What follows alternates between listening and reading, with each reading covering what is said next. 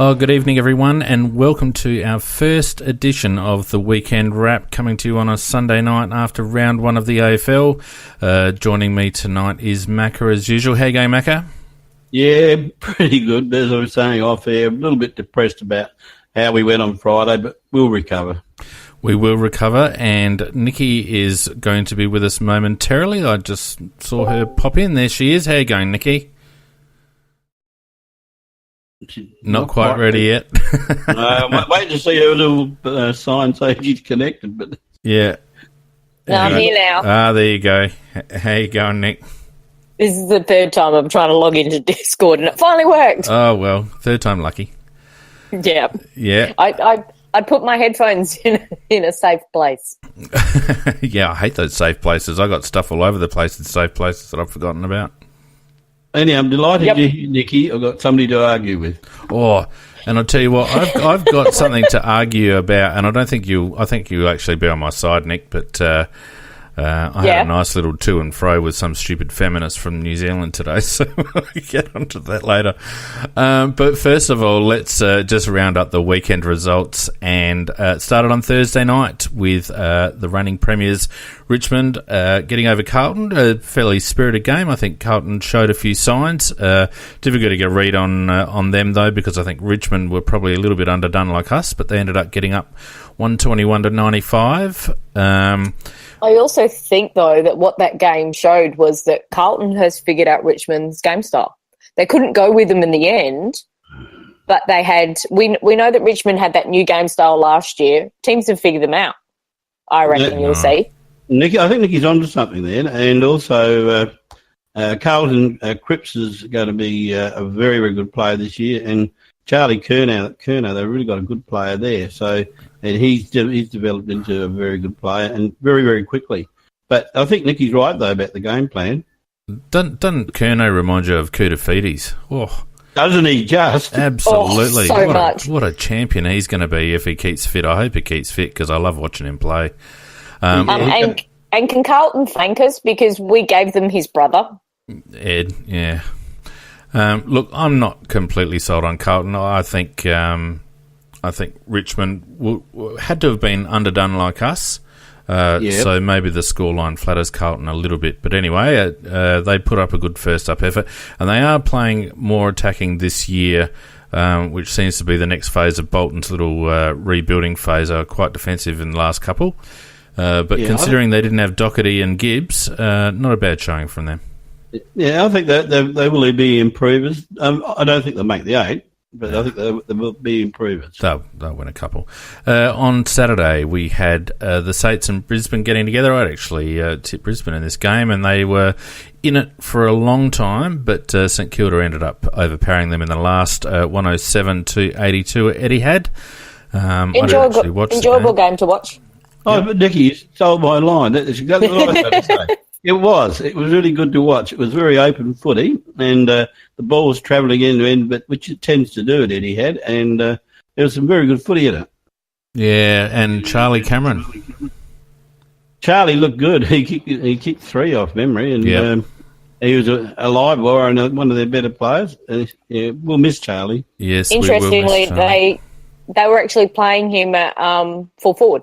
Yeah, played the key for the full forward. You're right. Well, I'd flash in the pan, I think. I'm still happy with letting him go. Port overcame a fairly insipid Fremantle by 50 points on Saturday afternoon, 110-60. Fremantle just can't play in Adelaide, I don't think. Well, I mean, they sort of try, but they don't do anything that is very systematic, and they don't get much of a game going. The other thing too, though, I did think that Ebert really cut Fife out the game, and in the process played a pretty good game himself. I don't think most people gave him even a mention, but he was the main reason why Fife didn't go very well. Well, Fife also didn't seem to like playing up forward at all either as well. It's that's just the impression I got from the bits that I did see of that game. But I also like to make a comment of, okay, you were giving away 3 free tickets per person. Where were they all? No, it wasn't 3. Was it 3? I think it was 3. If you bought 3 tickets, you got a 4th one free. I think that's how it was. Oh, was that what it was? Instead of 1 and giving away 3? I made up the rest of it. I said eventually it'd be 1 and get 4 and a round of beer if you paid it on Afterpay or something. So if you force 3 to go, they could force another one in for nothing. That's right. Yeah, but it was a poor crowd, wasn't it? It was a poor crowd. Incredibly poor. And considering they were actually up against Freo, where was that crowd? I will actually think the AFL will be very disappointed in seeing that crowd. Yeah. They will do the whole spruiking about how wonderful it is, and they've had the most this first round one because they're anticipating 60,000 right now at the game with West Coast and Sydney. I think, though, there might be a few questions sent Port's way from the AFL. Yeah, well...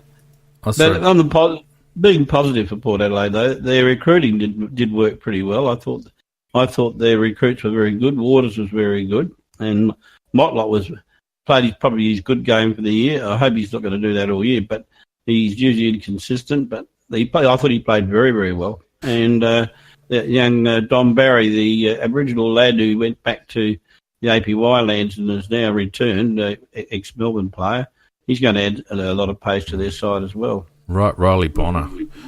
Yeah. Later foot. Yeah. What a kick, mate. Yeah, I've got him on my dream team. I'm very happy about that.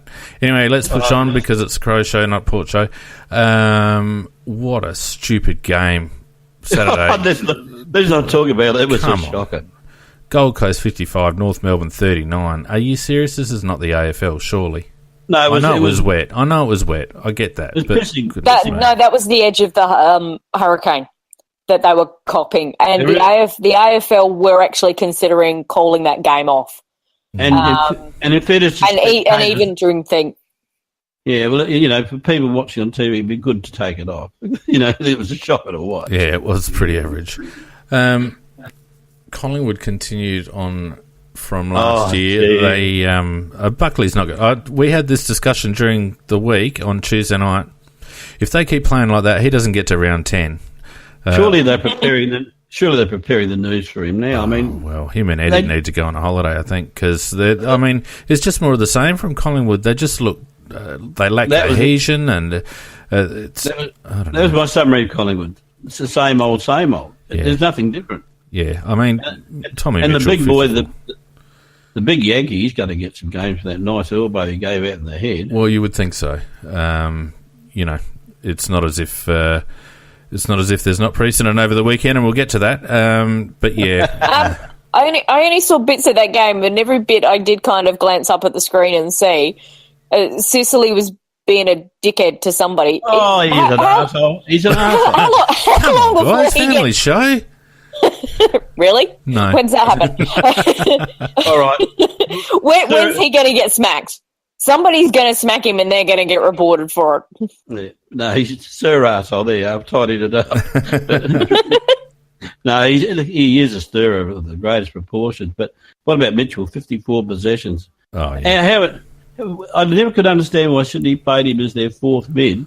This boy is good. Oh, well, it probably says a lot about Sydney's midfield and where he was at the time. But let's look at it critically for a moment. Collingwood's midfield is supposedly their strength, and yet they let Tommy Mitchell get off the chain to the extent of 54 touches. And yes, he probably doesn't hurt you as much as say Gary Ablett would with 54 touches, but he's still getting the ball 54 times. Massive work rate. And notwithstanding the other blokes getting it a fair, I thought Jager O'Meara had a decent game as well, and Hawks looked all right, 101 to 67, but yeah, Bucks is in trouble, I think, if they keep going like that. Anyway, today we had GWS steamrolling the Western Bulldogs by 82 points. Watched both games today, and they were the good games. GWS, in terms of sheer quality, my early favourites for the flag, I think, because they've got a very, very good side. Very good side. And until they can learn to cope with hard pressure sides, no macker. They'll get to the finals, but as we saw last year, put pressure on them they fall to pieces. Well, we'll see whether another year of maturity, Nikki, actually stands him in good stead in that aspect. Because you're right, in the last 2 years they have wilted a bit under pressure, but they've got another 20 games under their belts now, and I reckon last year might have stung a little bit for the GWS. I think the Cinderella stuff is gone, and now they'll be hunting a flag, and they'll be right in amongst it as far as I'm concerned. Yeah, 133 to 51 is a shellacking. Yeah, and but Bulldogs aren't that good. Well, they aren't that good, but by the same token, the other mob are good. They're good. Bulldogs team won at flag 2 years ago, and their team hasn't changed that much. So they're not. They're not 80. Who they have lost were some of the prime movers. Oh yeah, they got Jackson or Holding. Oh, yeah, they lost Stringer and brought him in instead. Yeah. And the last game this afternoon was a rip snorter. Melbourne and Geelong. Geelong 97 to Melbourne 94.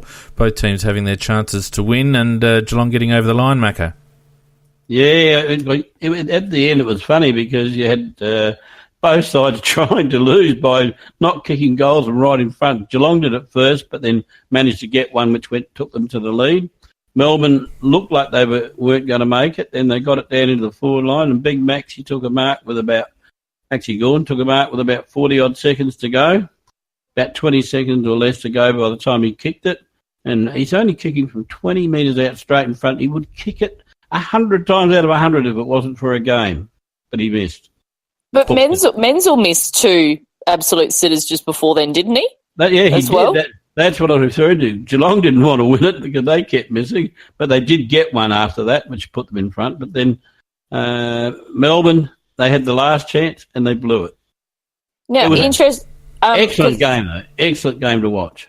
Yeah, I was at Science Alive all day today, so we only just finally kicked the last people out at 4:30 when it was supposed to finish at 4. And so when I got in the car and I'm listening to the radio, and interesting, you had Paul Roos commentating on Triple M, and he made a comment about Lever looking a bit nervous. And he's like, you'll expect that. You know, he's at his new club. I'm sorry. I thought the whole thing about him was how we came into the AFL. He's played in a grand final. Why is he all of a sudden nervous at another club? And that's acceptable.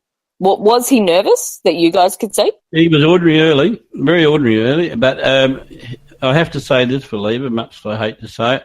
He was match saving on about 3 occasions in the last dying 5 minutes of the game. So when it counted, he did come good. Yeah, getting into our game shortly, but Macca, take your finger off the button. Getting into our game shortly, but I think we may see how much, notwithstanding Doty's good game, I think we may see how much we miss Jake this season. Anyway, that's it for the weekend's results. Obviously, the table is neither here nor there, but let's go through it anyway. Leaving GWS... There is a game on right now. Yeah, but who cares? Sydney are in front by 5 points. We can't really talk about that because it's only just really started. So we got GWS on top. Quite comfortably. Port second, Hawthorn, Gold Coast, St Kilda, Richmond, Essendon, Geelong, and of course Melbourne, Adelaide, Carlton, Brisbane North, and Collingwood and Fremantle, Western Bulldogs, with those last 2 to come. So, just before we go on to talk about our game, I'll give you guys each 2 minutes to talk about the current Australian cricket disaster. You can cut my 2 minutes out because I've been out most of the day. All I know, there's something going on with ball tampering, and that's all I know. All right. Macca. I think it's the greatest embarrassment I've ever seen in Australian cricket, and it doesn't make you proud to be an Australian when you see a cricket team deliberately getting a piece of paper with adhesion on one side, putting sand on it, and deliberately rubbing the one side of the ball to try and make it do things that it wouldn't normally do in the normal course of play. And that's been approved by the leadership team of that particular cricket team. And that's embarrassing. It makes every time an Australian team can take the field down, it just leaves it open for the opposition players, the opposition supporters, just to call us a mob of cheats. And I think there's nothing worse in this world than being a cheat. You know, I don't ever try and cheat myself. I try and always do everything honestly. I always play to win, and I hate losing, but I would never cheat. And if you're not good enough, you're just plain not good enough. And they have embarrassed the cricket team. They've embarrassed the nation. It is. I am disgusted with them. What punishment should be handed out, I don't know, and I'll leave that to the authorities. But from a personal point of view, it's a permanent stain on Australian cricket. Well, Cricket Australia through James Sutherland came out with a statement just before, and I'll read you a little bit of it. Following discussions with Steve Smith and David Warner, they have agreed to stand down as captain and vice-captain, respectively, for the remainder of this test match. Blah, blah, blah. On the board decision to appoint an acting captain, Cricket Australia chairman David Peever said, the Board of Cricket Australia has endorsed Tim Payne to step in as acting captain for the remainder of the test. Both Steve and David will take to the field today under Tim's captaincy. The board fully supports the process for an immediate investigation into what occurred in Cape Town. We regard this as a matter of the utmost seriousness and urgency. Will ensure we have all the information, blah, blah, blah. I reckon that's a wet lettuce leaf. And I don't know what Cricket Australia really need to investigate, because Steve Smith has come out and said that the leadership group colluded and decided to tamper with the ball. They made poor old Cam Bancroft the patsy, a 6-game rookie. He was the one that actually is going to be stained for the rest of his life as a ball tamperer, despite acting on his captain's proviso. You're not about to say no to your captain, I wouldn't have thought. No. And to me, immediate resignation from Steve Smith would have been acceptable, but the fact that he came out and said, I'm not going to be standing down because I think I'm the best bloke for the job, I actually think that speaks volumes about the bloke. I just don't think they realised what they were doing. No, I don't think so either. The seriousness of what they're doing. Yeah. I mean, and you do see players out on the ground trying to tamper with the ball all the time with their fingernails or and stuff like that. But this goes way beyond that. It's way beyond that. To actually get a piece of adhesive paper, then get sand to stick on it, so you've created sandpaper, and then rub away at it. With 30 cameras on it, these guys are just bloody lunatics. Well, I'll tell you what else. That's absolute premeditation, doing something like that. They admitted it was They hatched the plan at the break, at the lunch break. They hatched the plan. It's ridiculous. And I'll tell you what, for those who are sympathetic, and I am a little bit sympathetic towards Cameron Bancroft, but I saw footage today on Twitter of a game during the Ashes series where Cameron Bancroft is filmed taking sugar out of a sugar bowl and putting it into his pocket at a lunch break. Well, because that's the old English trick. That's what the English do. So they create sugar liquid in their mouth and then transfer that. Well, sugar's also abrasive, so a nice way to scuff up a ball too. But, I mean, the simple fact that Steve Smith's come out and said it's the first time that we've ever done it, that's a load of bullshit. It's the first time they've been caught. And again, it's indicative of a bloke who just thinks he's a step ahead and a bit above scrutiny. And I think the reaction today, some of it may have been a little bit over the top, but I think in general the reaction today reflects how we, the Australian sporting public, feel about our Australian cricket team and what it means to us, and the fact that we don't take kindly to blokes that cheat, and particularly this mob who are pretty sanctimonious about what happens to them. Correct. That's correct. I mean, they carried on about the reference to Warner's wife and all the rest. They made a really, really big thing about it, and rightly so. But this is, I just think it's so embarrassing. It just has stained Australian cricket forever. Yeah, and I've found it difficult for quite some time to support the Australian team because I just don't like the personnel, and this hasn't made me turn towards Test cricket at all. I'm less than interested in what's going on in Test cricket at the moment. Anyway, sadly, I love Test cricket. Yeah. All right. Anyway, that's enough of that. Let's get on to Another sad story. Never mind. Look, it was one of those things, wasn't it, where we all saw it coming, I think, and it played out pretty much the way we thought. Essendon getting over Adelaide in the end, 14 goals, 15, 99 to 12 goals, 15, 87, a margin of, what's that, 12 points? 12 points. Yep, and Essendon kicking 6 goals to 1, or 6 goals 5 to 1 goal 3 in the last quarter to win. What were your initial thoughts, guys? You go first, Nikki. Well, we had one good quarter. I mean, if you take the positives out of it, I didn't expect that Fogarty would play round one, but what he showed, there's enough there that we can see why he was so highly rated, and I think it will transfer quite well to the AFL. Bit better than that. In the long term, he'll be a champion. Oh, yeah.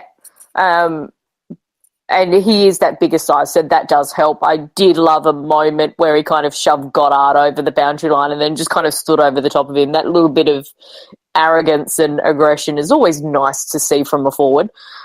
And he can back it up. And, of course, today he was a little shaky early, but once he kind of got the flow of it, he fitted in quite well. I think he just needs that little bit more kind of just security in himself, I think is probably the best way to describe it, to start leaving his man to do his the intercept marking that I've seen him do in the SANFL. He did show that he picked up the game fairly quickly, the speed of it, and we know it's a huge step up from the SANFL to the AFL, so that was nice to see. Gibbs, our other kind of the big one. Third quarter was good. The other three, not so much. Yeah. Well, let's not get into specific players too quickly. We'll just run through some head-to-head stats first. And there's a couple that really stick out for me anyway in terms of where we lost the game. Disposals were pretty even, 391 Essendon, 387 Adelaide. We did kick more than handball, so that's what we want to see. Marks, we fell down. We got smashed in the air, actually. Essendon 92 marks to Adelaide 83. But this is the first one. Tackles, Essendon 69 to Adelaide 50, and as someone pointed out in the presser, what was it? Not a tackle in the last quarter. Yeah, 50 tackles doesn't cut it. Not a tackle in the last quarter. No. Not with the way that we know our team should be playing. Yeah, hit-outs were even, although I felt Essendon the Essendon rucks were more useful around the ground. Didn't really see Sauce around the ground much. What else have we got here? We've got we weren't as efficient as normal, obviously. 32 disposals per goal and 14 per scoring shot. We're usually down around the 11. Essendon were far more efficient, although they were wasteful in front of goal. Clearances we were actually up 40 to 32. Rebound 50s, blah blah blah, pretty even. But the other one here, contested possession, it doesn't sound like a big number, but we were minus 14 on contested possession. Essendon 156 to Adelaide 142, and that together with the tackle count really, to me, summed up the game. We lacked intensity at certain moments, and we just didn't really have the legs or the leg power to go through them. Disposal efficiency was fine, 76.5%. Contested marks, we got flogged 16-11, as I said. Marks inside 50, we got flogged. We missed Tommy Lynch and Tex terribly. 19-10 marks inside 50. Clearances we won. I thought we would win the centre, and we kind of did, although in transition we got beaten. What else have we got here? I would say, though, about the centre that we didn't set up. We weren't interested in setting up defensively at all. There was a number of times you had Zaharakis on that outside loose running pass, and we kind of went, off you go. They weren't interested in being defensive, and that pissed me off. Yeah. Well, and that's a fair call. But I felt like their mids beat us in general play just because their ability to link up We didn't seem to be able to spread and run to position as well as them. So, I mean, as I said, really the two key stats for me that stood out, tackles and contested possession, as well as Essendon's aerial dominance. I think that was, for me, really the tail of the tape. And fitness. We were talking about this on Tuesday night, Phoenix, and you and I both had great concerns about our fitness level. And in the pre-season games we'd played, we'd had very poor second halves, and in fact, the second one against Port was a shocker. And we were a little bit worried about that. In fact, I think we both did tip Essendon, did we? Yep. I did. Yep, I sure did. And I just said that Essendon were a good bet at $2, and but I can't force myself to bet against the Crow, so I didn't take the bet up myself. But having said that, the players we had out, they were key players. There's no doubt about that, and it had a big effect on what we had to offer. But you can still be competitive, and it's obvious that we're not fit enough to be competitive for four quarters. Because if you look at the state of the way the game was played, first quarter, not much in it either way. Second quarter, again, just the swings of the game going back and forth. And third quarter, I thought we'd got on top of them, and I thought at that stage, we've confounded me and you, and they were going to go on. We would go on and win the game, but we just didn't turn up for the last quarter, and there was nothing left in the tank. No, nothing left in the tank at all. Interestingly, you could kind of see in the third quarter, it looked like Essendon were completely off their legs, that they couldn't cope, and even the commentators who were down on the ground made the comment that they were absolutely out on their feet, and they couldn't finish off that quarter. And I'm thinking, okay, did our players kind of look at that and go, oh yeah, we don't have to try as hard in the last quarter, and then it was kind of too late, and we, as you guys have pointed out, we then didn't have enough to go up another gear that we needed to. No, a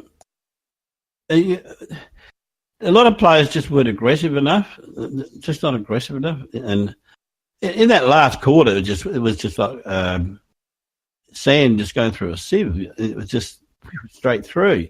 20 inside 50s in that last quarter. Well, that's a shocker. And I think we only had, 2 or 3 or something. Yeah.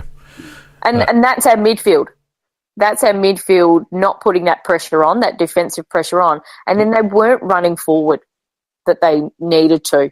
They were trying to, where normally we have Lynch and Walker doing those roles, they kind of stuck to that same game plan without those players who have exceptional tanks, because they both normally run at the midfield numbers.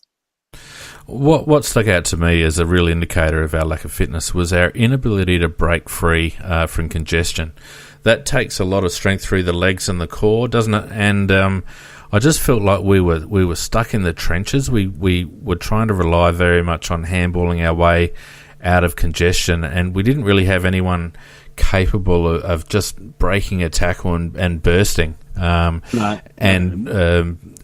midfield had that ability to break a tackle and put 5 quick steps in it and break free. And I think, to me, that was really the telling sign of where we are from a fitness-based point of view. I'll ask Nikki a question, because she's pretty close to the club. Nikki, in terms of the fitness coach, have we moved our fitness coach on that we had for the previous 2 years? And Burton brought Daddy's mate from Brisbane. Why did we get rid of the previous fitness guy? From what I understand, he was actually headhunted for another position. Are you saying that he went rather than we moved him on? I think it was a bit of both. I don't know too much about that. It was reported the other way around in the paper that we'd moved him on. Yeah, but that's the paper. And they want to create it. They want to create a particular story around us, though. Remember? And he was grabbed pretty quickly elsewhere. I agree. Matty Bode left as well, Nick. Yeah, I know he did, but he's been there a very long time. What I'm suggesting, Nikki, is that the change in personnel has not result in the same results that we had previously? I think it's too early to tell, Macca. Yeah. I think and particularly after a premiership, and that talk that the grand Walker final, Nikki. has said about, not premiership, grand final. Yeah, should have bloody been a premiership. That it actually took quite a long time for the players to get over it.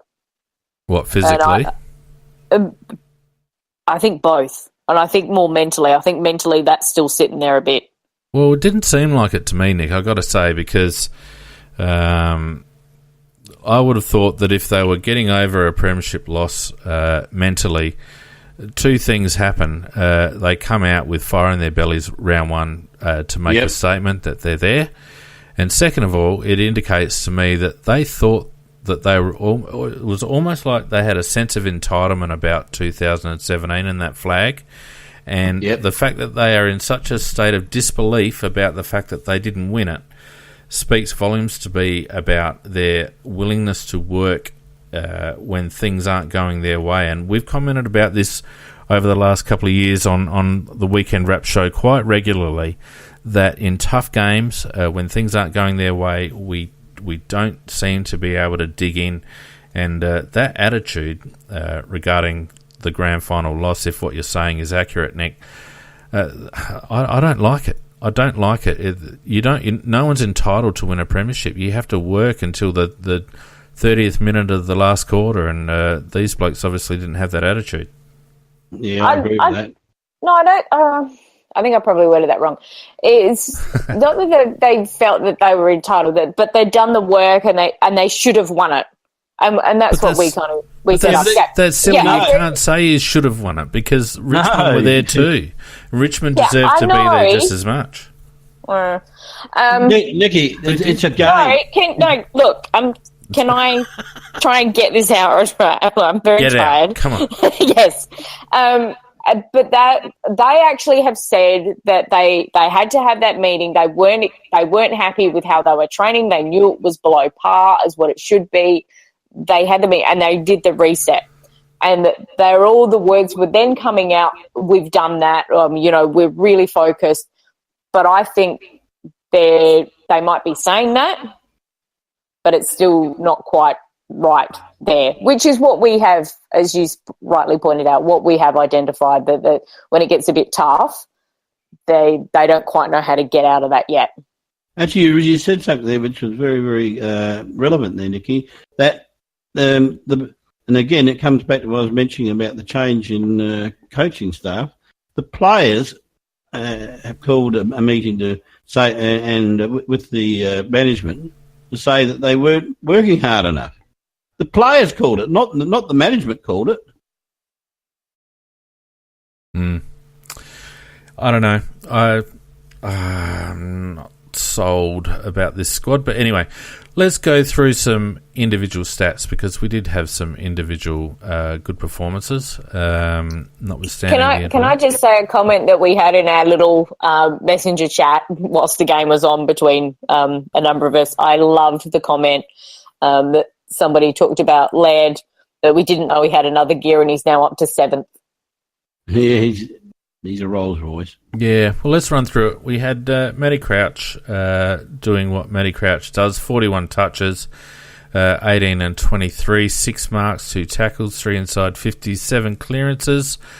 Very good game. Well, he went at 80% disposal efficiency, which is great to see. 11 contested possessions, 2 centre clearances, 5 around the stoppages, 8 score involvements. Was also almost a team high. What I love about Matty, you could tag him, but he'll still get the same number of possessions. Well, he just sees ball, goes ball. Yeah, big thing about Matty's game this week is that he had 80% time on ground, and I know that we're a bit short with Kirtley going off. But notwithstanding, 80% time on ground is a bit of a lift in Matty's time on ground.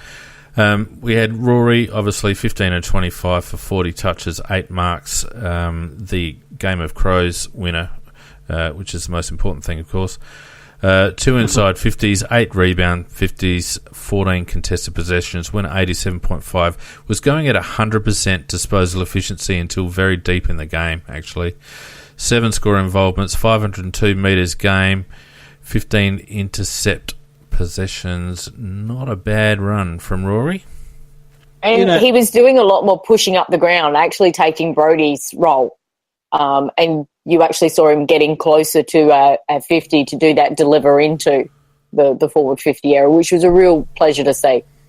When you look at Rory Laird and realise that this guy was a rookie, I mean, he didn't make it onto a senior list. He was a rookie, and he's very short by comparison to the players he's playing up against, and yet he takes marks all over the place, and he's a brilliant competitor, and he's an outstanding footballer. And he's 100%. What he's got to give, he gives every week. He's a star. Yep. Bryce Gibbs, a good start. 35 touches, 21 kicks, 14 handballs, so really good ratio there. 7 marks, kicked 2 goals, 1, 4 tackles, 8 inside 50s, 7 clearances, 2 rebound 50s, 13 contested possessions. The only knock was probably he turned it over a bit. Had 6 turnovers and went at 68% efficiency. But a good start. I disagree with Nicky. I thought he had for a guy playing his first game with the club, we would be not believer, but there's a certain element of nerves, but that goes very quickly once you start playing. And I thought, it's just that you're not quite used to the players around you so much. I thought Gibbsy had a pretty good game first up. I thought his third quarter was sensational. His third quarter, he'd figured out how we play and how to play with us. What I was really not happy about in the first 2 quarters, and why I'm marking him quite heavily against it, is the simple fact was when he had to defensively run in the midfield, even attempt to put on any pressure, he'd just kind of watch a Essendon player waltz past him and go, oh, yeah. I don't like seeing that in a midfielder.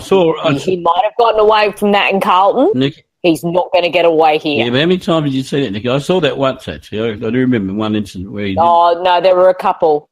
There was probably about 2 or 3. You would have been hating on Richie Douglas for the last 5 years, then. Just saying. Yeah, good one. Anyway, we'll get to him. But Gibbs is supposed to be such this Rolls Royce, and how much he was good at defensively. And it was like, hang on, I've watched you play before. You don't do that much. Why are you doing it now? It was really odd for me to see that. And I think that's why I'm being considerably harsher on him. I think it's the exception, not the rule, Nicky. Yeah. Well, okay. Yeah, I think it will be. But that wasn't nice to see in the first 2 quarters in a game for premiership points. He was okay. Someone who I thought was okay and slipped into the side really well was Paul Seedsman. Had 24 touches, 14 and 10, 4 marks, 4 tackles, 6 inside 50s, 3 rebound 50s. I just thought he was really solid. Went at 75% efficiency, but the thing we want from Seed is the thing that we miss from Brodie, and that's metres gained, and he had 640 metres gained for a team high. Turned it over a bit, 8 turnovers, but by and large, I thought Seedsman's game was pretty good. Yeah, good game. Yeah, agree. I liked his game. Sloaney was held, I thought, 11 and 12 for 23. 7 tackles, as you'd expect from the Bulldog, though 5 inside 50s. Still had 6 clearances, but just his output was a little down. He was under 70% disposal efficiency with 12 contested, but 8 1-percenters, 7 turnovers probably just soured that a little bit. But he was on the ground for quite a bit of time as well. And we played him up forward a lot, and he didn't. I don't think he coped with it, and once we did that, the ball then didn't get up forward. So whilst he was on ground for a lot of that time, he was up forward and the ball wasn't down there. Yeah, I thought it was a useless move, that one. Yeah, I like Rory floating forward. He tends to take those marks coming in from the side when he's like third man up, but when he's actually playing forward, I don't think he's actually that effective. No, agreed. Debutant Tommy Duday, pretty good start, I reckon. 21 disposals, 7 of 14. 7 marks down back, almost got over the line for Game of Crows. 2 tackles, 4 rebound 50s. Went at 85% disposal efficiency, was really good to see. 9 1-percenters. Probably needs to hurt the opposition a little bit more with his disposal, but that'll come, I think, with confidence. But 6 intercept possessions was really good. So I thought after a shaky beginning from Tom where he was just finding his way, I thought he tightened up and had a really good game for his first up. Yeah, I agree with that. He started off shaky and then was very nervous, but he just got a little bit better as the game went on. And in the last quarter, when things were really tight and tough, he was still trying his guts out. And I think that he's going to end up a good player. Made good decisions with his disposals. Safe decisions. They're safe, but at that context of what he's doing initially, that's good to see. As a whole, I actually thought our defensive unit had a decent game, even though we lost. No, not Hardigan. Disagree. Not Hardigan. Jesus. Oh, no, not Talia. Natalia was doing well on Danaher, but then Hardigan was getting beaten by Hooker, so we had to swap. And Hardigan actually did okay on Danaher for most of that period of time. He was corralling him really quite well. And I liked that we went, okay, that's not working, quick, change it. We didn't stick to it. But as a defensive unit, that's what I'm talking about in terms of the way they were playing together as a unit. They were let down by the midfield. I thought they had an okay game. Big kind. I think so. Look, because the scoreboard flattered us, Nick. We should have been 6 down at half time. Really. Oh, totally. But anyway, look, the thing I think, my comment about the defensive unit with the omission of Brodie Smith and the defection of Jake Lever, we lack creativity down back. We've got Jake Kelly, who's a dour back flanker or back pocket. We've got Tom, who's just finding his way and is being very careful with disposal. Daniel Talia, who couldn't hit the side of a barn door at the moment, went at 57% disposal efficiency out of 11 kicks. We've got Kyle Hardigan, who doesn't tend to hurt with his possessions either. We don't have many, if any, people running off that half-back line at the moment that can hurt with their disposal and set up play, apart from obviously Rory Laird. And even Rory Laird can tend to give the first easy one at times rather than going for the more difficult creative one. And I think it really... Yeah, I really think it showed up in the way that we moved the ball from our defence. We were far slower in transition. I was saying to Macca before the cast, I don't recall us actually doing a half-back to shot for goal very often, which was our trademark last year. Our trademark was our bounce off half-back and our quick transition, our hitting up a target and our shot at goal. There was hardly any of that, and I think a lot of that stems from the type of player we've got down back now, and I think that's something that really needs to be addressed. Yeah, the one player who did do it was Seedsman. There was another one, which is why I'm sitting here whilst you're talking about that with a smile on my face, because when there was that one that really did become that transition to goal, and it was McKay. Everybody loves to hate. I actually thought he had a good game. Well, by his go standards, yes. He was the one when we actually had that run going. He was that one who was breaking the line and putting the ball into dangerous positions. Well, let's have a look at D-Mac's stats. He had 15 and 5 for 20. He had 4 tackles. He had 2 inside 50s, 6 rebound 50s. Went at 90% disposal efficiency, 4 1-percenters, and 4 score involvements, and 546 metres gained with 6 intercepts with 77% time on ground. It was a decent game from D-Mac, absolutely, except when we needed him to do something in the crunch. So here's the time for the argument between you and I. I'm not going to argue that. I'm just going to make a statement, Nick, and you probably won't agree with me, but this is just how I feel about it. The only thing I'll say about that Phoenix is why are you going to interrupt me? Why not? We like doing it. You interrupt us.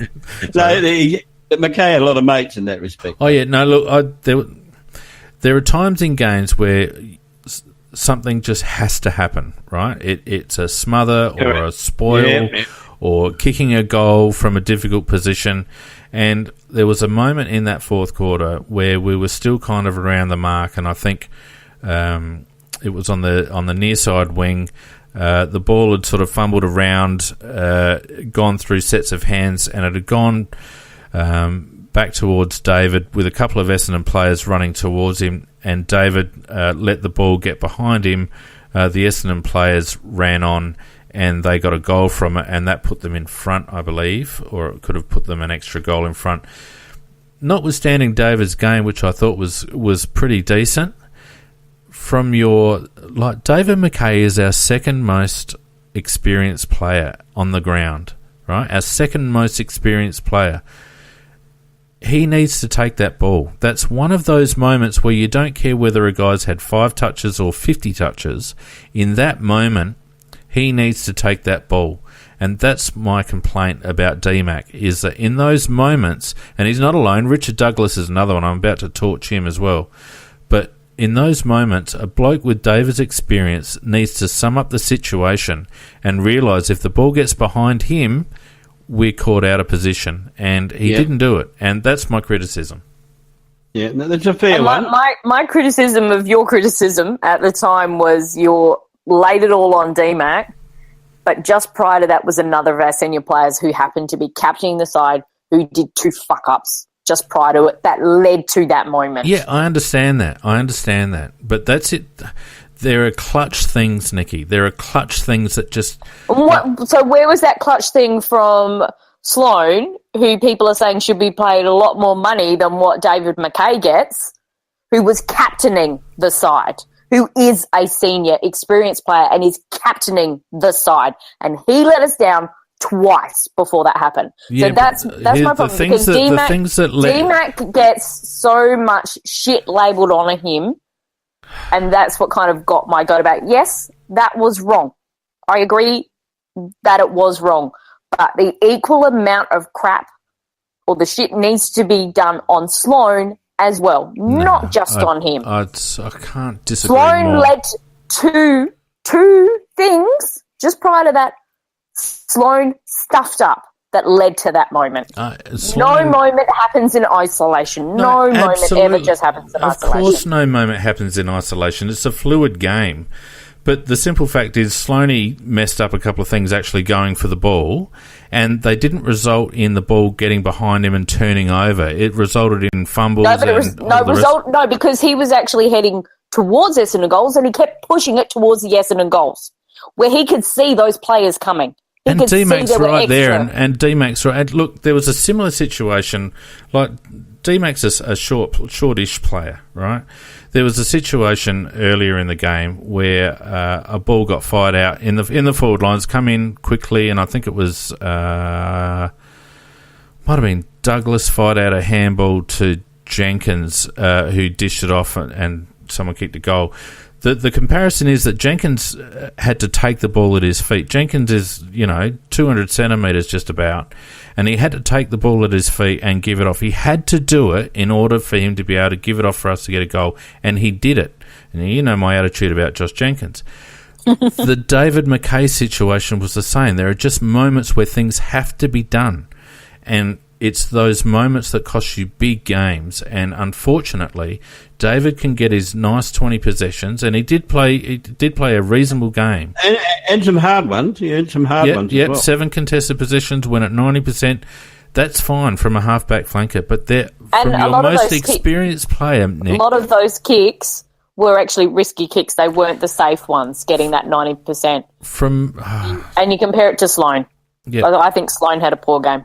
I think we should move on. I mean, you're never going to agree. Yeah, we're not going to agree. Yeah. But and you also said you were just making a statement, and that was it. Yeah. Okay. We'll move on then. Cam Ellis-Yeoman, difficult to assess his game because his numbers are okay. He had 17 touches, 5 marks, 3 inside 50s, 6 clearances, 2 rebound 50s, had 11 contested posies, went at 76.5%. The knock's always on his efficiency, so that's pretty good. 3 centre clearances, 3 around the ground, 5 score involvements. Didn't probably hurt with his possessions as much. But I didn't think That's what I was trying to say. Yeah, didn't think it was a terrible game from Cameron. It was a sort of a vanilla game, that you can't really knock him and you can't really praise him. He was just sort of, he was there and he was useful, but he didn't do much with his possessions, and I got not much more to say than that. Looked nervous to me. Yeah, I go along with that because he's sort of playing on the edge because he's trying to get into the side and he's only sort of borderline, but he's probably borderline because that's where he sits. Yeah. That's a fair call, I think. Now, Eddie Betts, 7 and 7 for 14. He had a couple of marks, although he went for 19 hangers. 2 tackles. Eddie, stop doing that. Well, he's actually it's a serious issue now. He's going more and more for these hangs, and he's supposed to be on the deck.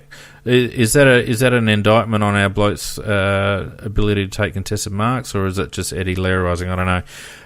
Bit of both. 57% disposal efficiency, so he wasn't really effective by foot. 6 score involvements, but you'd expect that from your forward pocket. He has trouble with Sard, but Eddie, if he wants the plaudits when things are going well, Eddie's also got to learn to roll up his sleeves when things aren't going his way. Yeah, just one of his good games. It wasn't a good game by Eddie, and when I say a good game, it wasn't a damaging game by Eddie at all. Mm. I don't know whether because Charlie's not there, to... If Eddie's got to rely on Charlie, I don't... No, I don't mean that, but they complemented each other in the sense that what one didn't do, the other one would do, and therefore, because if one did it, the other one benefited from it. Whereas Eddie sort of, even though Lachlan Murphy was there, he can't do what Charlie did, and I just think he's a first game player, for God's sake. Yeah, what was Murphy's time on ground? Because I didn't think he was on there that much. 75%. Hold it, I never rubbish the guy. I just said that Murphy can't do it. He's a rookie playing his first game. He's not going to do what Charlie did. And that leaves Eddie more exposed to do it all himself. That's the point I'm trying to make. And Eddie didn't really manage it. On Tuesday night, I just started and I didn't have time to finish it because I had to work today. I was going to do it tonight, but I'll do it on Tuesday night. Just an analysis of Eddie's last 10 games. I think I've done it since the bye last year. It's interesting. Very interesting. Yeah, you might be onto something. Yeah. Anyway, right, the next bake, Richie Douglas, another experienced player. 13 touches, 3 marks, 2 behinds, 4 inside 50s, 5 contested possessions, went at 61%. 9 score involvements, that's because he played forward of the ball quite a bit. But wow, I don't know how much time Richard's got left, to be honest. Yeah, that wasn't good. No, didn't have a great game. He did a couple of good things, but he did a lot of other things that weren't. Yeah, I think the bad outweighs the good in that respect. Definitely. No, he's in the minus. There's no doubt about that. He's in the minus. But he's a first round. He's a first pick. Richard Douglas. He's played over 200 games. He's a senior player. He's played in finals. His output has got to be more than 13 touches. It's got to be more. 13 touches in 84% time on ground. Nobody's arguing. Yes, he does a couple of nice things. He's a skillful player. He can do a couple of nice things. But for God's sake, he's got to get the ball 30 times, surely, or at least 25. Yeah, at least 25. It should be. He should have had double the number of possessions that he had. Yep, absolutely. And I've got to say, his decision to bump Merritt was just stupidity. He was coming from in front. Merritt was down low. They should know, after this rule's been in place for 2 seasons, they should know that the percentages are completely against them in those circumstances. All he had to do was corral Merritt, wait for Merritt to get the ball, and then just cover him up. But no, he got shitty because of what had happened 5 minutes before, and he tried to take him out, and now he's going to be out for a couple of weeks when we're down on midfield strength. No, he's only going to be out for 1 week. Well, 1 week. If they accept it. But the interesting why thing wouldn't is they accept on No. Go back. Why wouldn't they accept it? Well, we won't know if they accept it. But why wouldn't they? Why would they even consider appealing? He was guilty. Because the vision they're actually using, I don't think it's conclusive. It got him in the head. You've got to be kidding me. No, I'm looking at that vision. Me. No, at the time, and I did say this on Twitter about I was like discussion with Pete regarding this, was I initially thought, yeah, he totally got him in the head. But then they showed the vision that they based the call on. You're talking about the AFL tweet with the yeah. You can see Merritt's head move before Douglas hits his shoulder. That doesn't mean he hit it. Well, how else does his bloody head move? It wasn't windy. If he'd hit his body, which he does at the same time. No, he doesn't. He hits his body afterwards. He hits his head. Your head moves before your body because of the bulk. Hang on. Hang on. Let's just look at physics here. Your head moves if your body's been hit, but if your body hasn't been hit yet, when your head's moved, it kind of suggests. Hit at the same no, it wasn't. His shoulder was hit afterwards. It's so bloody obvious. The side gets hit. Oh my god, it's so bloody obvious. His shoulder moves. The angle is horrible. His shoulder moves past Merritt's head. Merritt's head moves, and then Douglas hits Merritt's shoulder. It's Nikki, so bloody obvious. It's not funny. Nikki, the other problem is they're using a camera with a zoom lens. Oh, yeah, okay. No, Nikki, let me make one point. Because that distorts distance. I actually agree with everything. Everything you said, bar one thing. I argued with Phoenix for quite some time that he didn't hit him in the head, and a very same point about you making about perspective from the angle you take it and the distance and all the rest of it. And I was pretty convinced in my own mind that he had hit him on the shoulder only, and his own shoulder had hit him in the head. And that part is actually correct. But unfortunately, if you really watch it slowly, the tip of Douglas's shoulder does clip Merritt's head. Correct. Before you can't tell from that angle. Oh, fuck.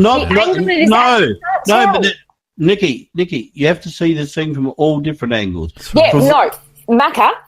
That is the vision they use. That is the vision they made the judgment on.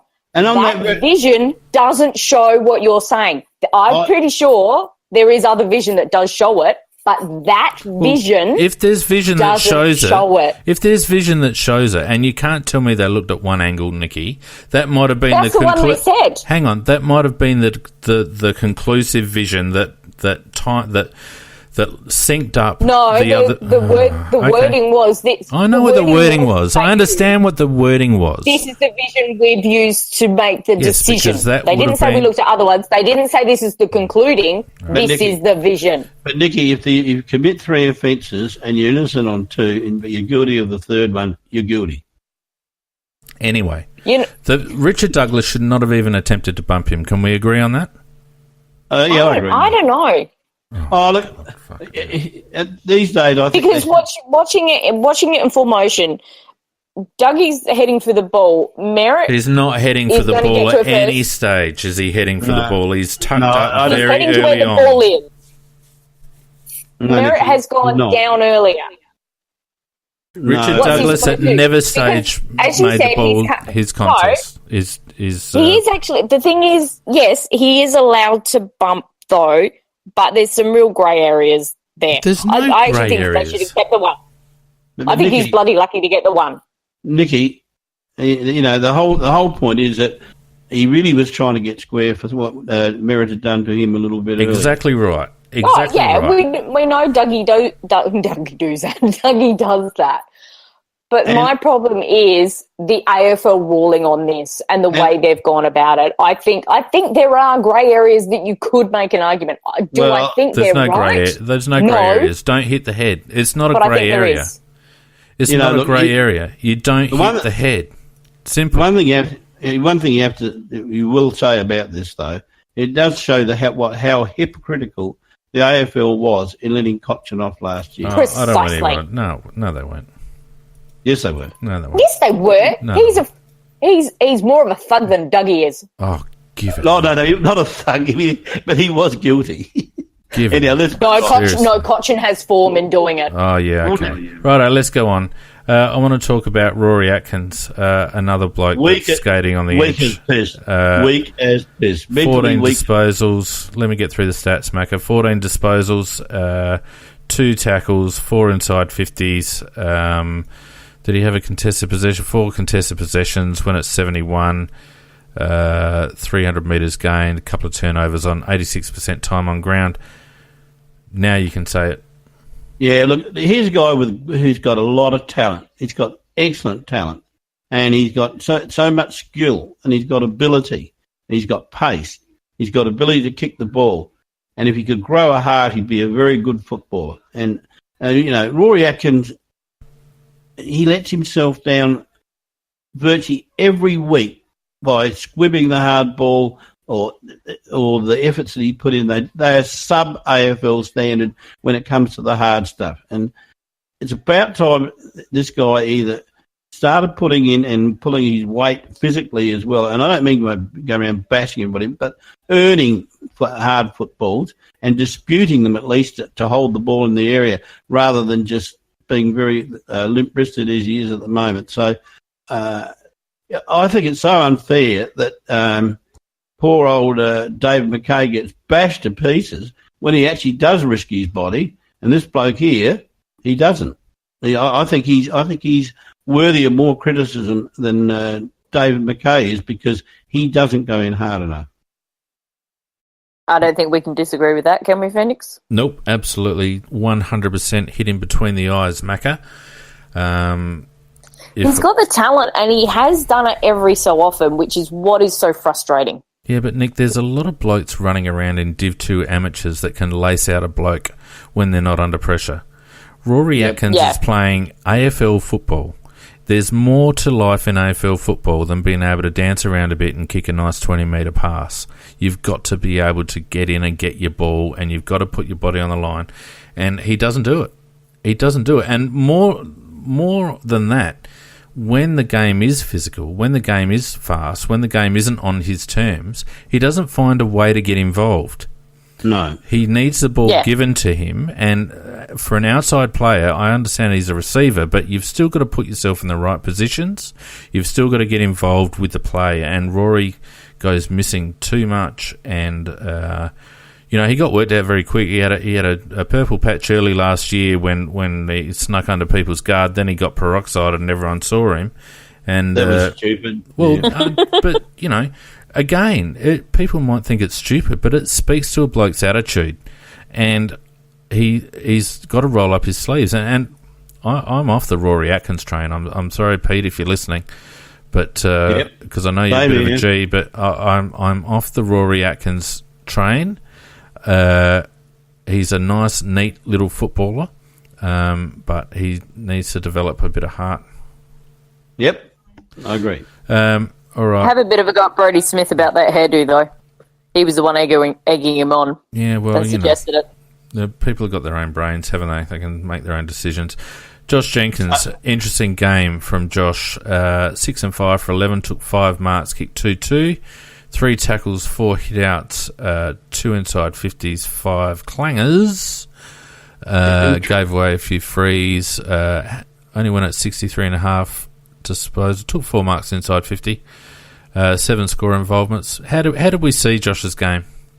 It was an intriguing game, actually, because he was an absolute powder puff for about half the game. Well, he didn't get a kick in the first quarter. Yeah, no kicks, no marks. 2 handballs in the first quarter. Yeah.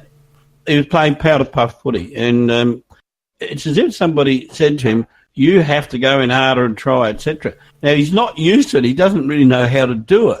And he was trying to do it, and he did actually hold a few marks. But he took a contested mark, Phoenix. I know, but it's totally foreign to his nature. It was out in front of him, though.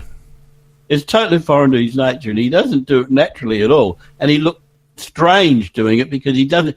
He didn't do it instinctively like other players do. No, it's not natural.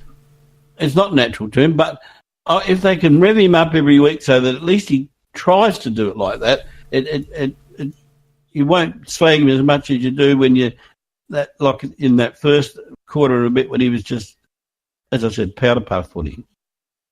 He was being played out of full forward, pretty much exclusively, except when he went into the ruck, from what I could see on the vision. Whereas sometimes when we have Tex there, we would swap him. But I don't think that happened with Fogarty. I think when Fogarty went more full forward was when Jenkins was in the ruck or went to the bench for a rest. So I think, and that first quarter we were struggling to get the ball forward. Let's talk about his time in the ruck, though. Yeah. Because, he gives Sauce probably, a 3 to 5 minute chop out every quarter? But it's somewhere about 5 to 7 minutes, I'd say. Okay, so if we're talking let's be conservative, 5 minutes a quarter, right? So he's playing 20 minutes on the ball, right? On the ball. In that time, he's had 4 hit-outs. And he's taken 5 marks for the game. This is a tall bloke who's got a fantastic engine, who's playing 20 minutes on the ball, and we're getting 4 hit-outs from the guy? Yeah. I know he's a second ruck, but he's not. All right, let me describe a player to you, all right? A great engine, is quite quick for his size, has a raking kick, and can take a mark out in front of him. Who am I describing? Yeah, that's Josh Jenkins. It's also Lance Franklin. Josh Jenkins actually has the physical attributes and the skills to be Lance Franklin. Wouldn't you agree? He's got all the... Yeah. Like, if you're talking about all the boxes that need ticking, he's as quick as Franklin. He can kick it like Franklin. He's got the engine like Franklin. He can run up and down the ground. Maybe we are playing Josh in the wrong position. Maybe we are sucked in by the fact that he's 197 centimetres or whatever. Maybe we should stop playing him in a key position. Maybe we should be starting to play him in a running position. Maybe we should play him as 23rd man. Well, Richmond played Matty Richardson off a wing for the last couple of years of his career with great effect. I'm starting to wonder whether Josh Jenkins should be played up the ground on a wing. That could be interesting. I don't know. Well, because the thing is, Macca, the thing is, right, we criticise him because he doesn't take a contested mark. Right? He doesn't play as a key position forward. That's always been my criticism of him. But let's face it, he's got some fantastic attributes. And if we're going to play him, maybe we need to think outside the box. Even some of Buddy's best work is done out of the midfield or playing very high up the ground and coming back around. Josh has got a lot of the attributes that Lance has got, and yet who would you rather in your side? Lance every day of the week, but it doesn't actually need to be the case. One massive difference: Lance Franklin's got a lot of want in him. Well, and that's exactly another point, and that's been the other criticism of Josh the whole time, that he doesn't get the ball when it's anything less than on his terms. He's not very good at getting the 50-50 contests, and he doesn't stay in the contest for long enough. I reckon he got some nasty words said to him at half time, because after half time, and I am one of these critics as you are, I thought he was actually trying in the second half. And I said it doesn't come naturally to him. It doesn't come. Yeah, but 3 kicks and no marks in the third quarter. You want to rethink? No, I said, but I didn't say he got the ball. I said he was trying. Yeah. And it doesn't come naturally to him. Oh, it definitely doesn't come naturally to him. And I don't want to dwell on it too much longer. We're running through some time. We're already an hour and 10, for goodness sakes. But but yeah, I wouldn't mind them saying. I wouldn't mind seeing them. In fact, I would have thought playing Josh as Lynch's or Walker's replacement in that lead up would have been a better way of using him than having him deep, even though he should be playing deep. And I think I said on Tuesday we should play him deep. In retrospect, because he's not he doesn't play like a 197 player. Maybe we just need to play to his strengths, which is his tank and his long kicking and his good, reasonably good field kicking. And maybe we play him as that leader. There's no reason why he couldn't do the Lynch thing, because Lynch basically doesn't take contested high marks. He takes chest marks. Not really. Anyway, let's move forward. We've got a bit to cover yet, and we're already over time. Mitchy McGovern, I thought, was pretty disappointing, but they just sat on him, really. 9 touches, 4 marks, kicked the goal, didn't do much Not else, enough. really. He needs to learn how to break that. Yeah, he didn't do enough. Yep. Well, with Mitch, I think he's quite used to coming in third man up. You got your big forwards going for the ball, and Mitch is able to float in. Not to say he can't do it, but I think he's got to learn to be the focal point. Well, he made a comment pre-season that he'd like to become one of the key players up forward. To do that, you've got to present yourself as well for that to happen, and he didn't do that. Some games he just completely misjudges the ball.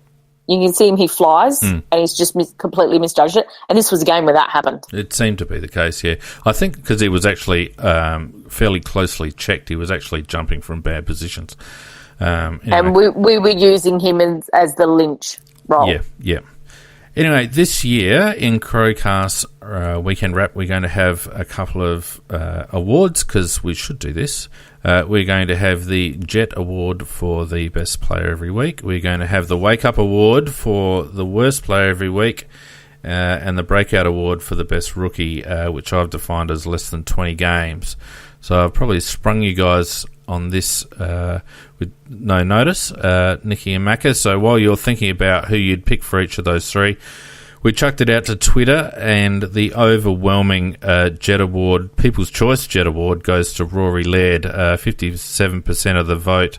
Matty Crouch and Bryce Gibbs were even on 22% of the vote. The Wake Up Award, Eddie Betts gave it a good run for a while, but Rory Atkins in the end won comfortably the Wake Up Award with 55% of the People's Choice votes on Twitter. And the Breakout... Sorry, go on. The people did a good job. I'll go along with those. This one's interesting because I don't agree with this one. The Breakout Award, they've given it to the Fog, 59% of the votes. Duday with 39% of the vote.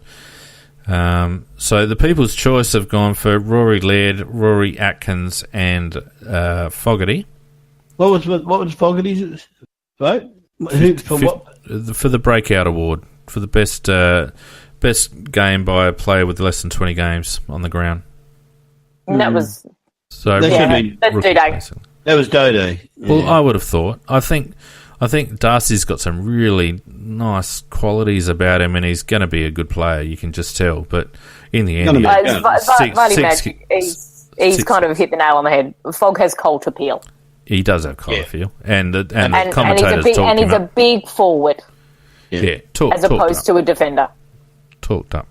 But he will be good. But he only had 6 kicks, took 3 marks, kicked 2 goals. For an 18-year-old lad to be standing Hurley, a bloke like Hurley, and even getting the 6 kicks and a couple of goals is a bloody good effort. It's a good effort, but it's not the best. First of all, I'll throw it over to you guys. You guys got any variations on the People's Choice? Apart from I did vote. Oh, you did vote? And kind of a bit fun. I did vote. So even though I pretty much agree with everybody, Laird, I did want to give Matty Crouch a vote because I still thought his game was consistent as well overall. But I think, but I kind of did that because I knew everybody else was going to be voting for Laird. I agree totally on Atkins. That was a game that was made for Atkins. Should have been. Yep. Absolutely. How about you, Macca? Any variations there?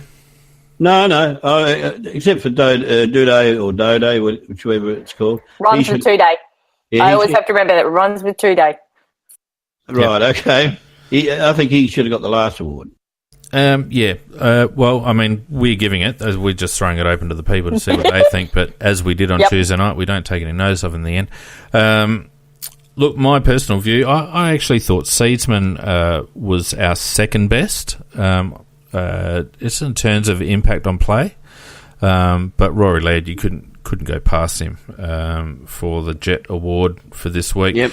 Rory Atkins is a laydown. Nice. Sorry, go on.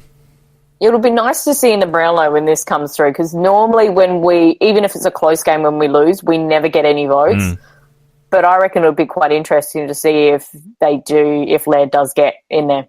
Yeah, well, really, apart from Zaharakis, they're fairly even, the Bombers, so it'd be interesting.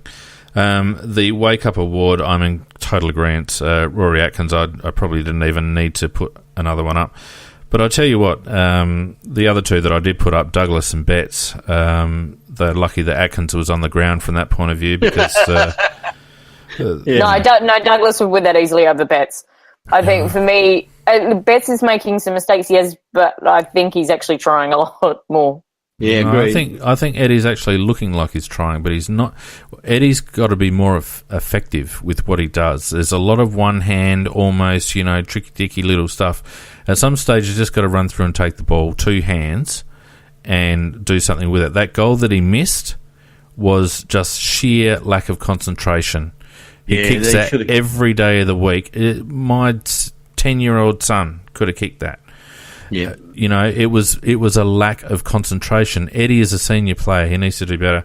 And I'm going with the Dode as well for the Breakout Award. I thought after a shaky start, he was very serviceable. I thought Cam Ellis-Yeoman actually was probably our second best rookie. Fogarty was certainly the Trent Henschel Potential Award with what he brought through. So. That's those awards. Every week we'll be posting those up on Twitter, so if you've got any objections, then by all means tweet away with the hashtag CCWrap. Now, we did have Scorpus's Game of Crows on Tuesday night. Let's see what the results were there.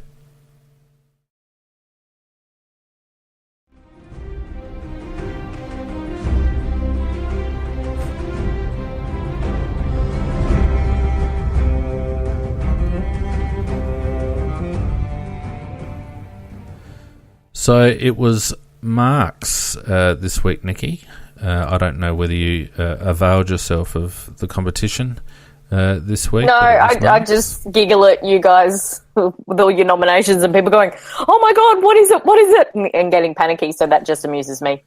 Yeah, so we had Lairdy as the main mark taker with 8. We had 2 on 7, Duday and Gibbs, and then we had Matty Crouch and Jake Kelly. So the way we're doing it this year, there's no tie, so Lairdy straight out in front. To anyone that picked Laird got 3, anyone that picked Duday or Gibbs gets 2, and anyone that picked Crouch or Kelly gets 1. And I won't read out the scoreboard because there's too many on 3 at the moment, but if you want to check the scoreboard, I picked bloody Lynch, so I was out before we even started. But if you want to check the scoreboard, go to aflcrowcast.com/competitions/Game of Crows, or just follow the menu from aflcrowcast.com, and the leaderboard is there, and each week that'll be updated with everyone's tips. And if I happen to miss you, let me know on one of our social media platforms, and as long as I can see an entry with the appropriate timestamp, I will slot you in. Macca, you went for who'd you go for? You went for Matty Crouch, so you got a point. I did. Yeah, Matty Crouch, I went. Yeah, you were the only Crowcaster that got a point. Me, Pete, and Donkey, no good. Lord that over them, Macca. Lord that over them. Well, me and Pete went for Lynch, and Donkey went for Sloane. So yeah, two of them had a scratching, Nicky. So I'm not going to really laud it too much. Now DSG on the chat, and we are live and interactive here, even though we're not taking any notice of these idiots on the chat. But DSG on the chat is they're amusing me. Having a whinge because he wasn't able to swap his selection after team selections. Now, in the past, we've done Game of Crows on Thursday night, and as a consequence, people have had the benefit of team selections. We've added a degree of difficulty this year because not only have you got to predict the winner of whatever stat, but you've also got to predict that they're actually going to be in the team. So it's just an added extra degree of difficulty just to sort the men out from the boys. DSG, I was in your boat too, and I could have very easily caved and allowed changes, but I stuck firm. Unlike the Australian cricket team, I'm a man of integrity. So We'll see how that goes during the season. What else have we got? We got anything? Oh, I know what we got. Nikki. My Cockwomble!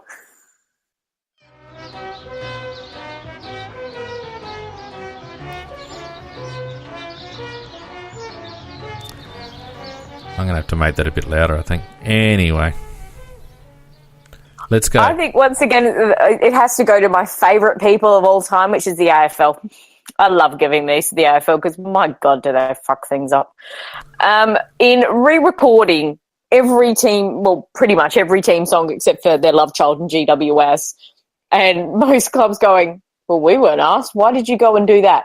What a waste of money, basically. Why did they? And why? I don't know. Oh, I think it's ludicrous. Absolutely ludicrous. They couldn't even make West Coast songs sound better. So why bother doing it? That's the one you really got to fix. I think it was more about updating the quality rather than the actual song itself. Well, if you take Ports, though, there was drums beating in there, which put more tension than that into it. And they took that out. It sounds weaker without it. Yeah. Although PJ Crows has just yelled in the chat about Beveridge. What did he do? Well, Beveridge called a bloke a liar for saying something that was true. I'm sorry, Nikki. Yeah, I'm sorry, Nikki. Beveridge must be the Cockwombling Award. Has to be. Oh, and yes, and no, PJ's on fire because there's also, and he said it's the Bulldogs AFLW player. There's actually the Bulldogs themselves. Right, let's have this. Bloody Peter Gordon. Let's have this conversation. Yep. On what planet is this a human rights issue, Nikki? None. Exactly. Now, I had an argument today with someone on a completely different topic, but I'm getting a bit tired of the propensity of people, I'm not going to specify gender, but just people with boobs, who... Everybody has boobs. Who are quite free and easy about raising equality and sexism and all the rest of it when it comes to their perception of the amount of coverage that AFLW gets today. Now, what I was referring to was a tweet that came from some idiot who was complaining that the news today was dominated by the ball tampering saga and wasn't focused enough on the AFLW grand final. Well, one's an international sport and one's a national sport. Not only is one an international sport, one's a national, which is very true, but the pardon me if I'm wrong, but the AFLW grand final was yesterday, yeah? Yes. So the coverage happened yesterday, right? Yes. And the cricket thing happened today, right? Yes. Correct. So there's a timing thing. Yeah, so I've also come back with the fact that Thanasi Kokonakis has just knocked off the world number one, Roger Federer, the first Australian to ever knock off Roger Federer while he's been number one in the quarters in Miami, probably Thanasi's biggest win of his tennis career, and hardly got a mention until about midday when everyone had calmed down about the ball tampering. Now, was that sexist as well, or was that just prioritising coverage? That's prioritising coverage. Right, so, one's sexism and one's prioritising coverage. Please, ladies who are listening, and I know we have a lot of ladies listening, and I'm very grateful for it, please, please, please do not turn the AFLW into a vehicle to drive feminism or feminist opinions, because it actually detracts from the sport and it will turn people off. Oh, and actually, I'm really glad you raised that particular point, because it's a potential danger that I can see coming up, that used in the wrong hands by the wrong people, they'll make something that is very, very good into something that isn't that good, because they'll be trying to push it in certain directions for all the wrong reasons. And what you're just talking about is one of them. Yeah, it's in danger of becoming part of an agenda. What it is people who actually don't understand what that actually is, what feminism actually really is. So it's not them pushing a feminist agenda, it's them just trying to push an argument using something they shouldn't actually be using towards in that argument.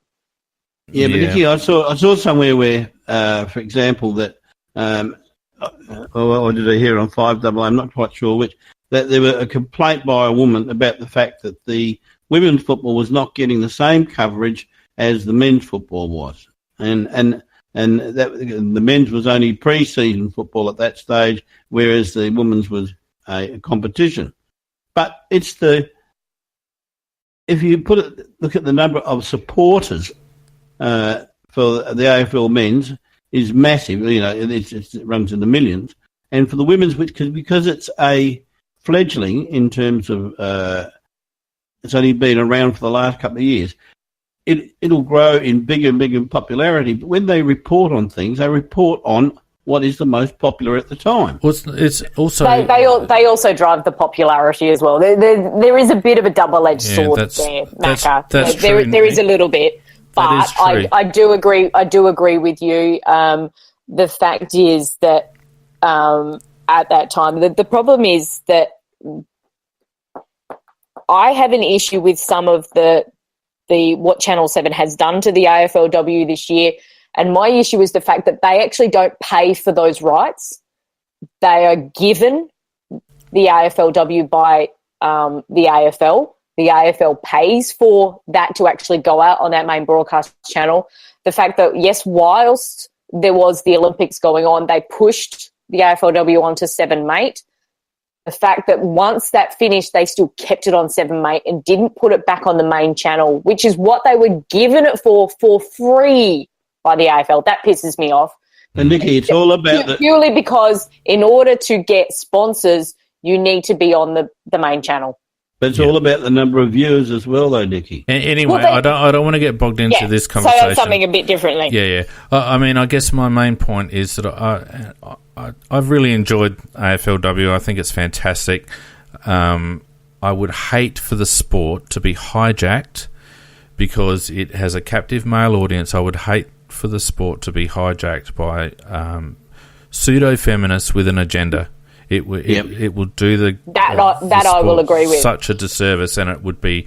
And I hope, and this is the problem that I have with the Western Bulldogs action, bringing sexism into this situation where everyone knows the rules, everyone knows the penalties. The penalties were negotiated with the players by the AFLPA. By the AFLPA, exactly. It was restrictive to the players, and the players kind of agreed with that. And I think Brennan's actually on the AFLPA, she's one of them big marquees.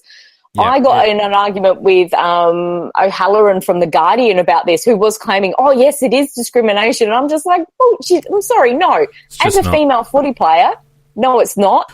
And the fact that she has form, it was the second time she did it, and one of the most dangerous things we have in the league, and I know this as a new female football player, is tackling incorrectly. We lose a lot of players to concussion.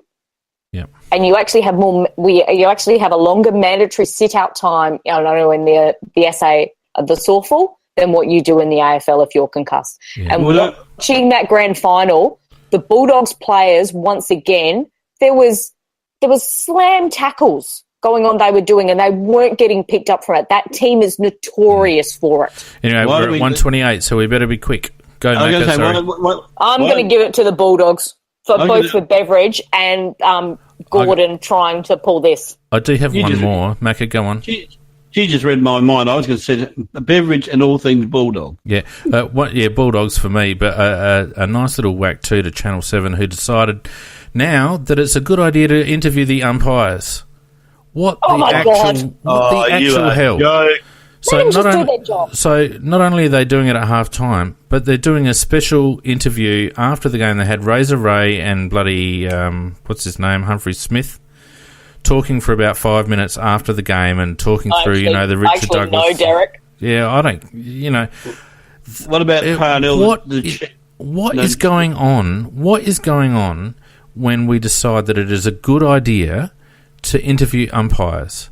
What the actual F is going on when we decide that it's a good idea to profile umpires? They are there to officiate a game, and this I think it's a terrible idea.